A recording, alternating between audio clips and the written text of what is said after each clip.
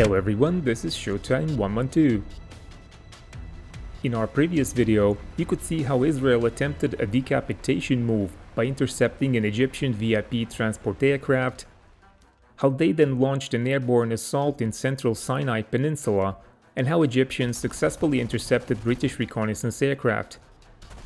If you want to learn more details about these events and get some context for the 1956 Suez Crisis, watch our previous videos. Links are in the video description. Egyptians were initially unsure what to make of the Israeli airborne assault in Mitla Pass on 29 October, as it was too small to present a real threat.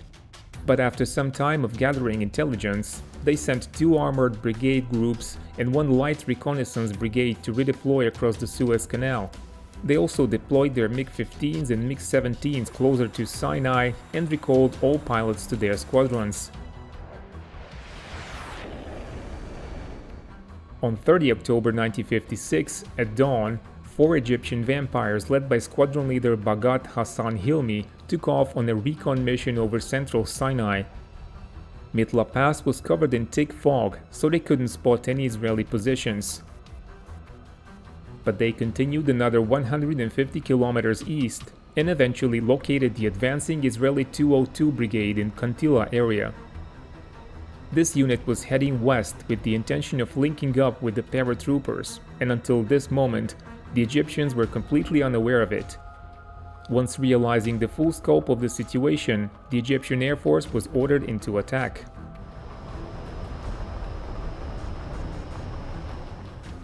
At 9:15, the fog cleared away, and 4 MiG-15s from No. 1 Squadron, led by squadron leader Hinawi, attacked the Israeli paratroopers with bombs and rockets. Hinawi remembers he had trouble spotting the well-camouflaged Israelis, but he dropped his bombs based on where he expected them to be.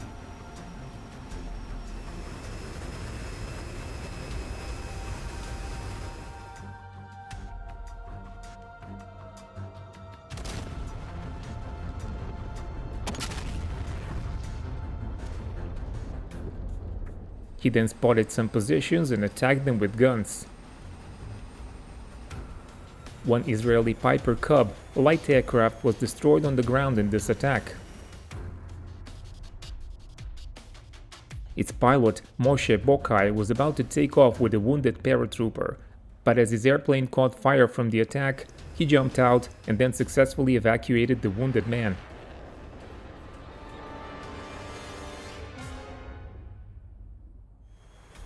At about the same time, 6 other MiG-15s from No. 1 Squadron attacked the advancing Israeli 202 Brigade near Tamad. They bombed and strafed, making 3 passes each.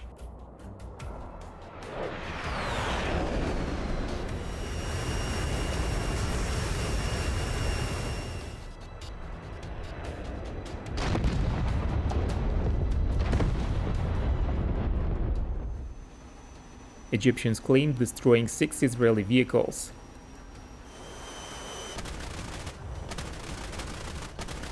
Another attack followed at about 10 a.m., just as the Israeli unit recovered from the first one and started to move again. Israeli sources mentioned 7 troops wounded in both attacks. 4 Meteors were the next to attack the advancing 202 Brigade near Tamad, claiming destruction of an ammo truck, a motor, and 3 other vehicles.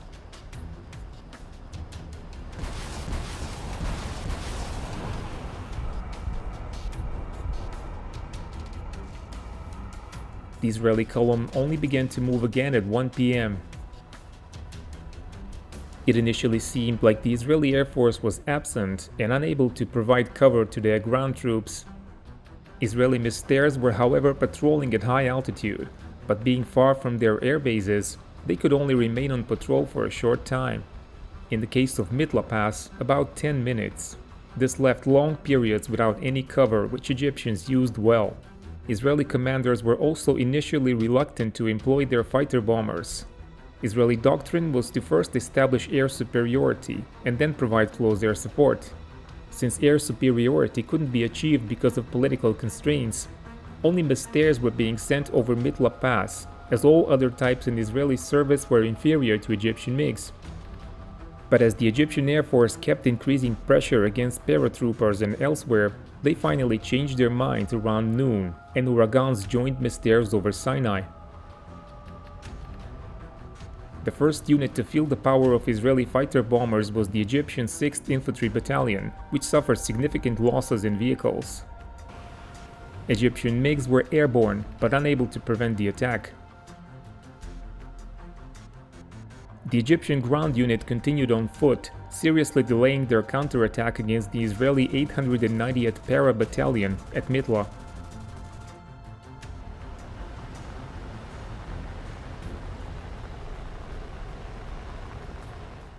At early afternoon, 6 MiG-15s and 4 Meteors strafed the positions of Israeli paratroopers at Mitla, resulting in destruction of some vehicles.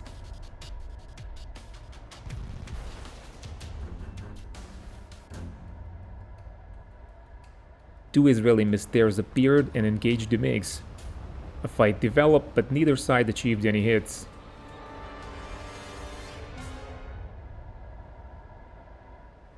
At 3 p.m., the Egyptian MiG-17s flew their first operational sorties. Egypt had 12 of these advanced fighters, and they were operated by No. 1 Squadron, a mixed unit which also had 18 MiG-15s. Squadron leader Shalabi El-Hinawi once again led a flight of 4 aircraft from Al-Maza, but this time it was an interception of a British reconnaissance aircraft over Port Said. The Egyptian fighters got on the tail of the intruder and identified it as a Halifax. This is unlikely. It could have been an Avro Shackleton. Hinawi asked ground control for permission to open fire, but it was denied with the explanation that the English have not declared war.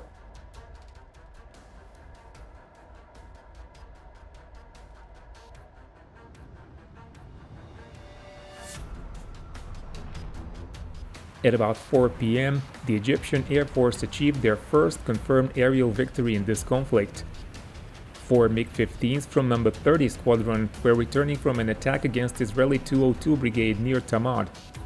On their way back, they encountered the Piper Cub flown by Benjamin Kahane. The light plane was immediately attacked by the MiGs. The Israeli pilot was able to dodge the attacks for a while, several minutes according to Egyptian sources, and as long as 15 minutes according to Israeli sources.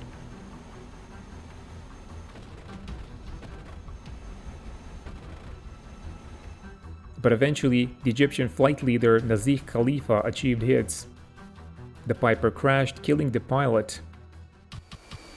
The MiGs all returned to base, although very low on fuel.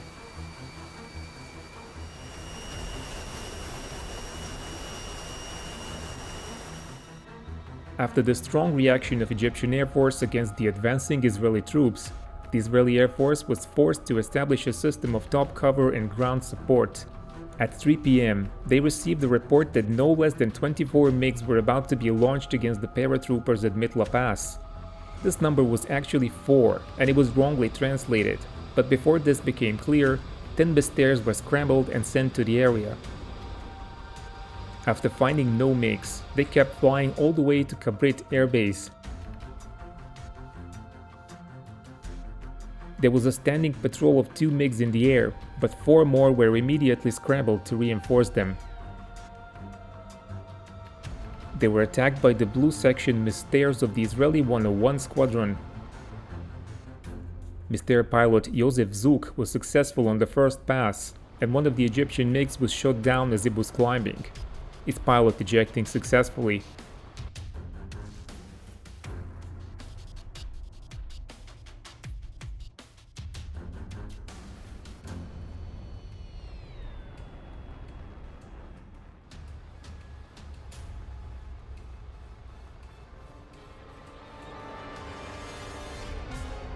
But the Israelis were in turn attacked by the 2 MiGs from the standing patrol, and a dogfight developed.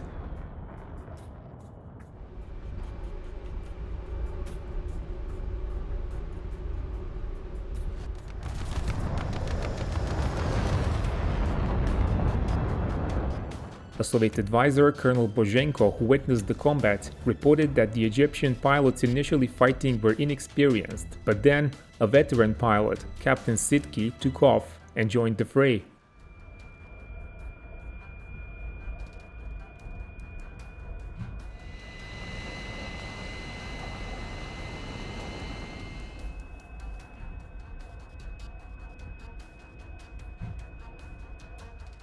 Sidki attacked the Mystère, which avoided his fire.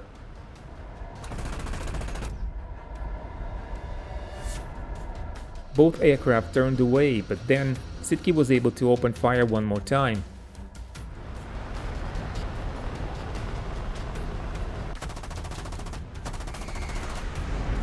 The obviously experienced Israeli pilot once again evaded Sidki's shots.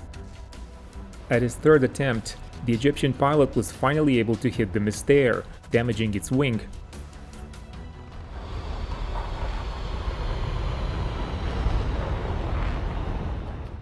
But Sidki was immediately attacked by another Mystère and had to perform an evasive maneuver. He didn't see what happened to the Mystère he had damaged. By coincidence, this was Joseph Zouk, the same pilot who achieved the kill on the beginning of the battle. Although Egyptians claimed the victory, Zouk was in fact able to return home with a large hole in his wing, and photos exist to corroborate this. The battle lasted between 10 and 12 minutes. Two more Israeli pilots claimed hitting the MiGs, including the future commander of Israeli Air Force, Amos Lapidot.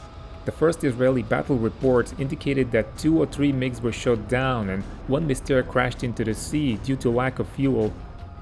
Several hours later, this was changed to a single MiG kill, that by Joseph Zouk, and all Mystères were reported back to base. Despite losing a MiG-15 in this battle, the Egyptian Air Force had reasons to be satisfied after the end of Day 2 of the war. They flew over 50 combat sorties with a single loss, and in turn, they shot down one Piper Cub and destroyed another one on the ground. They also flew many disruptive airstrikes, pinning down the 890th Israeli Battalion at Mitla Pass and slowing down the advance of 202 Brigade. However, at 7 p.m., Britain and France issued their ultimatum for both sides to evacuate an area 10 miles of each side of Suez Canal. The Egyptian leadership now realized they were fighting 3 countries and not just Israel. For more coverage of the air war in 1956 Suez Crisis, keep watching Showtime 112. Also, check out the Trustmaster web shop. If you purchase any items there and use my creator code Showtime112, I can reimburse you for my commission, which is mostly between 3 and 7%. Contact me on email or social networks for details.